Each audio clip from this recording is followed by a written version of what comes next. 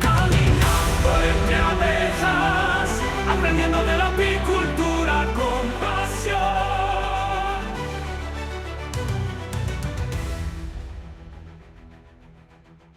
Bienvenidos a nuestro análisis de hoy.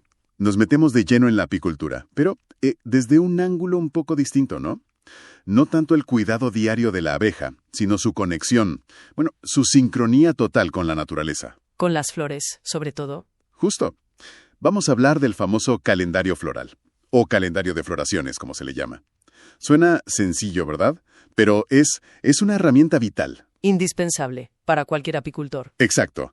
Y para este análisis nos basamos en extractos del texto Calendario Floral, guía esencial del apicultor.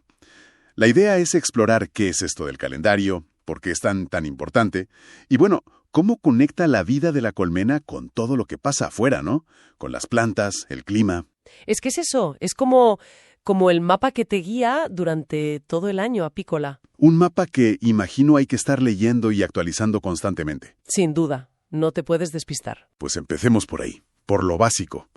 ¿Qué es realmente un calendario de floraciones apícolas? Pues mira, básicamente es un registro. Llevado con método, eso sí. Documenta cuándo florecen las plantas importantes para las abejas. Las que les dan néctar, polen o ambas cosas. Las melíferas, que se llaman. Esas son. Pero ojo, siempre en una zona geográfica muy concreta. No vale cualquiera.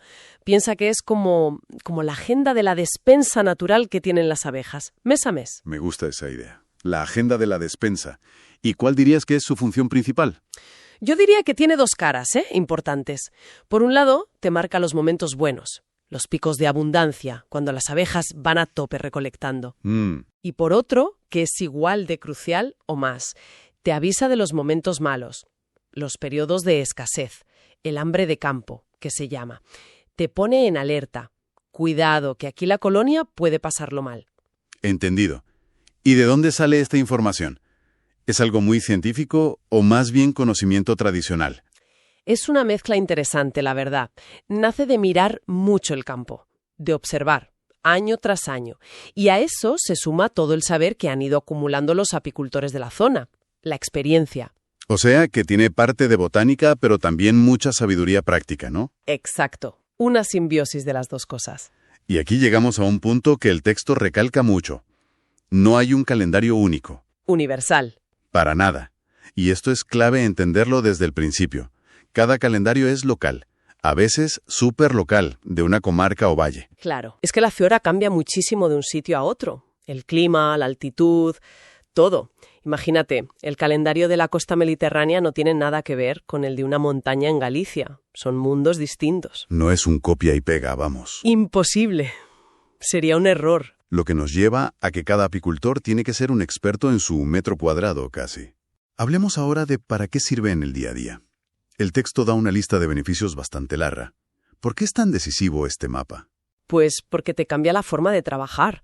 Pasas de ir apagando fuegos a planificar de verdad. A ser proactivo. Eso es. Te permite planificar. Por ejemplo, ¿dónde pongo las colmenas? Pues el calendario te dice, mira, aquí ahora hay flor de romero y luego vendrá el tomillo. Te ayuda a elegir la mejor ubicación. O si haces trashumancia, que es mover las colmenas. Sí, eso te iba a preguntar. Pues el calendario es tu hoja de ruta. Te dice, ahora llévalas a tal sitio que empieza la floración X y en agosto a tal otro para la Y. Es como seguir la primavera, ¿sabes? O buscar las flores tardías. Suena a ser un estratega, pero para las abejas, gestionando sus recursos. Totalmente. Y la trashumancia que mencionas no es ninguna tontería, ¿eh? Requiere una logística. Me imagino. Muchísima. Conocer bien las rutas, pedir permisos, hablar con agricultores, mover las colmenas de noche, que no sufran estrés, asegurar que tengan ventilación. Y la base de toda esa planificación, ¿qué es? El calendario floral. Sin él, irías a ciegas. Claro.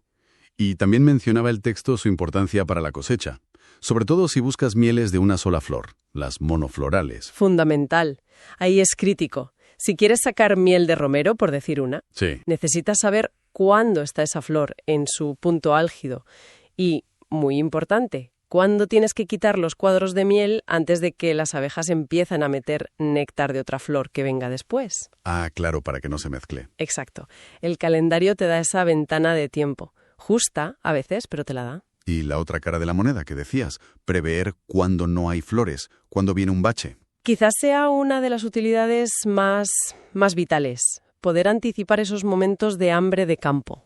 Porque si lo sabes, puedes decidir si tienes que echarles una mano, alimentarlas un poco. Alimentación suplementaria. Eso es. Porque una colonia que pasa hambre se debilita muchísimo y luego es presa fácil de enfermedades o no aguanta el invierno. Anticiparte con el calendario puede ser la diferencia entre que sobrevivan o que pierdas la colmena. Es así de claro. El texto también dice que ayuda a programar otras tareas. Revisiones sanitarias, cambiar cera vieja. ¿Por qué? Pues por pura lógica de manejo. Buscas el momento menos malo para molestar. No te interesa abrir la colmena y revolucionarlo todo cuando están en plena campaña, a tope, recogiendo néctar. Ahí están a lo suyo. Ni tampoco cuando hace un frío que pela, imagino. Tampoco. Lo ideal es encontrar esas ventanas más tranquilas, antes o después de las grandes floraciones, por ejemplo. Ahí puedes hacer los tratamientos contra la varroa, que es un ácaro terrible. El gran enemigo, sí. O aprovechar para meter cera nueva, cuadros limpios. Buscas momentos de menos estrés o, a veces, justo cuando empieza a entrar algo de néctar, que eso las anima a construir cera nueva. Vale. Queda clarísimo que es una herramienta de gestión súper potente. Pero, insistía el texto, este mapa no es fijo, cambia cada año. Las floraciones no son un reloj. Exacto. Y esa es otra idea fundamental. El calendario floral es algo vivo. No es un papel que guardas en un cajón. Las fechas de inicio de una floración, cuánto dura, si da mucho néctar o poco, todo eso varía. Y a veces varía un montón de un año para otro. ¿Y quién tiene la culpa de que esto baile tanto? El director de orquesta es el clima, sin duda. Las lluvias, cuándo llueve, cuánto llueve y las temperaturas son factores decisivos. Claro. Una sequía que se alarga, una helada que cae tarde en primavera, un mayo que parece noviembre. Todo eso le da un vuelco a las plantas. Y a su néctar, claro. Y aparte del tiempo, ¿hay más cosas? Sí. La altitud influye. Normalmente, a más altura, todo se retrasa un poco. La latitud, por supuesto. Más al norte, más tarde. El tipo de suelo también tiene su qué. Si retiene bien la humedad, si es fértil, eso ayuda a que las plantas estén mejor y den más flor. Y luego está el factor humano, el manejo agrícola. Ah, claro. Si de repente se siembran cientos de hectáreas de girasol, pues tienes una floración brutal y muy concentrada en el tiempo. O al revés, si se abandonan cultivos, o cambian las rotaciones, o se reforesta, todo eso modifica el menú disponible para las abejas. Lo que quiere decir que el apicultor no se puede fiar del calendario del año anterior y ya está. Tiene que estar con los ojos bien abiertos. Justo eso. Un buen apicultor está siempre leyendo el campo, mirando qué hay, comparando con su calendario y actualizándolo, sea mentalmente o apuntándolo en su cuaderno. Es un trabajo continuo. ¿Y cómo es un calendario de estos? ¿Qué pinta tiene? El texto daba un ejemplo muy generalote. Lo normal es una tabla, sí. Por un lado, los meses del año. Y luego, las filas son las plantas importantes de la zona, las que usan las abejas. Se suele indicar que dan N para néctar, P para polen, M si dan mielato, R si dan resinas. Y la intensidad, decías. Y la intensidad, muy importante. Se suele poner como alta, media o baja. Te da una idea de la cantidad. El ejemplo ese del texto. Almendro y romero en febrero, cítricos en marzo, girasol en verano, luego brezos, hiedra en otoño. Sirve para hacerse una idea, ¿no? Pero hay que insistir, es solo un modelo, muy, muy general. Cada zona es un mundo. Entendido. El texto luego entra a detallar cómo estas floraciones encajan con las estaciones y cómo el apicultor adapta su trabajo. Aquí es donde el calendario, digamos, se pone en práctica de verdad. A ver si podemos resumir la idea de cada estación. Primavera. Primavera, que iría más o menos de marzo a mayo, es la explosión. Todo florece, la colonia crece a lo bestia. Es el momento clave para darles espacio que no se les ocurra enjambrar. Que es cuando se divide la colonia, ¿no? Eso es, su forma natural de reproducirse. Hay que intentar controlarlo si quieres producción. Y es cuando pones las alzas, los cajones de arriba para que almacenen la miel. Es la época de las mieles tempranas. Romero, azahar en las zonas donde hay. El apicultor no para. Llega el verano, junio a agosto. ¿Cambia mucho la cosa? Depende muchísimo del sitio. En zonas secas, como el Mediterráneo interior, puede haber un parón fuerte después de la primavera. Se seca todo. Ya. En otras zonas, sin embargo, es la época de la cosecha principal, la mielada gorda. A menudo ligada a cultivos como el girasol, la lavanda, o plantas de verano como el castaño, los brezos. La tarea principal ahí es sacar la miel, entonces. Sacar la miel, sí. Y algo fundamental. Justo después de quitar la miel, tratar contra la varroa. Es el momento clave. Y también vigilar las reservas, porque el final del verano y principio de otoño puede ser un periodo complicado si no llueve. Entramos en otoño, septiembre, octubre, noviembre. ¿Qué caracteriza esta época? Es una bajada de ritmo, una transición hacia el invierno. El néctar empieza a escasear, aunque todavía puede haber cosas importantes. La hiedra, por ejemplo, es una floración otoñal clave en muchos sitios, o los brezos tardíos, y los mielatos. ¿Los mielatos qué son exactamente? Son unas secreciones azucaradas que dejan algunos insectos, como pulgones, en las hojas de árboles como encinas, robles, pinos, y las abejas los recogen como si fuera néctar. Dan unas mieles muy oscuras, muy densas, mielatos o mieles de bosque. Interesante. Pues eso. En otoño la colonia empieza a criar menos, se prepara para pasar en invierno.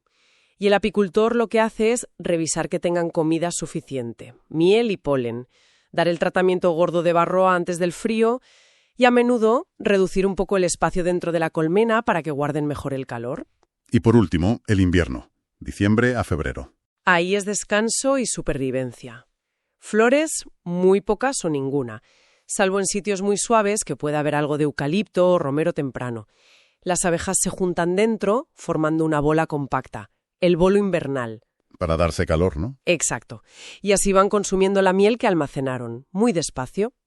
El trabajo del apicultor es mínimo. Vigilar desde fuera, asegurarse de que no se queden sin comida y si hace falta ponerles un suplemento, pero con mucho cuidado, y aprovechar para arreglar material, limpiar cajas, preparar la temporada siguiente. La clave es molestarlas lo menos posible. Queda clarísimo cómo el calendario de flores marca el ritmo de trabajo. Y ese ritmo, como decías antes, cambia un montón según el clima general. El texto hablaba de patrones distintos. Sí, lo resumía bien. El clima mediterráneo. Flores muy pronto, en invierno incluso, pico en primavera y luego un verano seco que puede ser de escasez. El Atlántico, como es más húmedo, tiene flores más tarde, pero a menudo dura más tiempo la floración, más escalonada. Mucha variedad, brezos, castaño, zarza, el eucalipto. El continental, con inviernos fríos y veranos calurosos, concentra todo en primavera y verano. Y a menudo depende mucho de cultivos grandes, como girasol o lavanda. Y luego los climas más cálidos, tropicales o subtropicales. Ahí se rompe el esquema. Puede haber flores casi todo el año, en picos más cortos que dependen de las lluvias. Cada clima te pide una forma de trabajar distinta, basada en su calendario floral específico. Toda esta variación, de un año a otro, de un sitio a otro, nos lleva de nuevo a la transhumancia que comentamos. Mover las colmenas para optimizar ese calendario. Es llevar la adaptación al calendario floral al extremo. Sí, moviendo las colmenas, buscas escapar de los momentos malos de una zona y pillar los buenos de otra. Como una ruta turística, pero de flores. Algo así. Una ruta típica podría ser empezar la primavera en la costa o zonas bajas, con almendro, romero, luego en verano subirlas al interior, a por la lavanda o el girasol, y quizá en otoño llevarlas a zonas de montaña, a por los brezos o los mielatos de encina o pino. El objetivo es doble, imagino. Más miel y colmenas más fuertes. Exacto. Maximizar producción y que las abejas no pasen apuros, que estén bien alimentadas todo el año. Fascinante, la verdad. Y para los que no mueven las colmenas, o simplemente para entender mejor dónde viven, el texto animaba a hacerse un calendario propio. ¿Cómo se haría eso resumiendo mucho? Pues requiere ser observador y tener paciencia. Lo primero es saber qué plantas de interés para las abejas tienes cerca. Puedes usar guías de plantas, preguntar a otros apicultores de la zona. Identificar la flora local. Eso. Segundo, durante varios años, ir apuntando cuándo empieza a florecer cada una y cuándo acaba. Tercero, intentar estimar la intensidad. Hay muchas flores, ¿ves muchas abejas trabajando en ellas? Poner si es alta, media o baja. Cuarto, anotar qué les da. Néctar, polen o qué. Y quinto, añadir tus propias notas de manejo. ¿Qué hiciste tu SMS? ¿Qué tal funcionó? Con los años vas teniendo tu propia guía. Tu mapa súper personalizado y afinado a tu realidad. muy útil. Y hablando de dificultades, mencionamos varias veces los periodos de escasez, el hambre de campo. ¿Cómo se actúa en esos momentos críticos? Son momentos delicados, sí. Si tu calendario te avisa de que viene un bache y ves que las colmenas andan justas de reservas, pues la ayuda principal es la alimentación, ponerles comida. ¿Qué tipo de comida? Depende.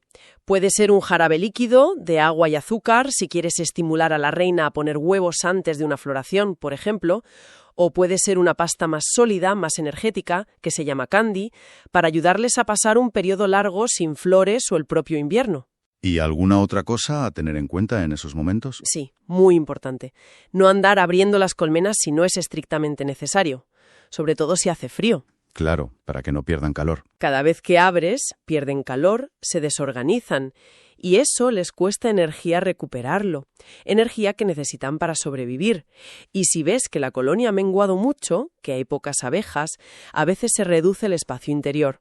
Se ponen unas tablas, unos separadores, para que el hueco que tienen que calentar sea más pequeño. Todo se basa en anticiparse, gracias al calendario. Esa es la clave, la anticipación. Vemos entonces la conexión total.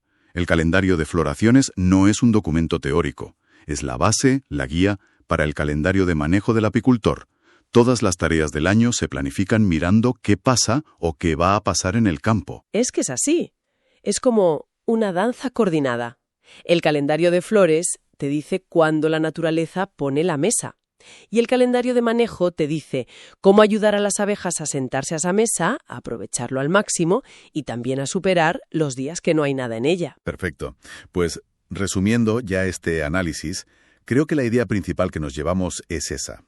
El calendario de floraciones es la agenda natural que necesita el apicultor.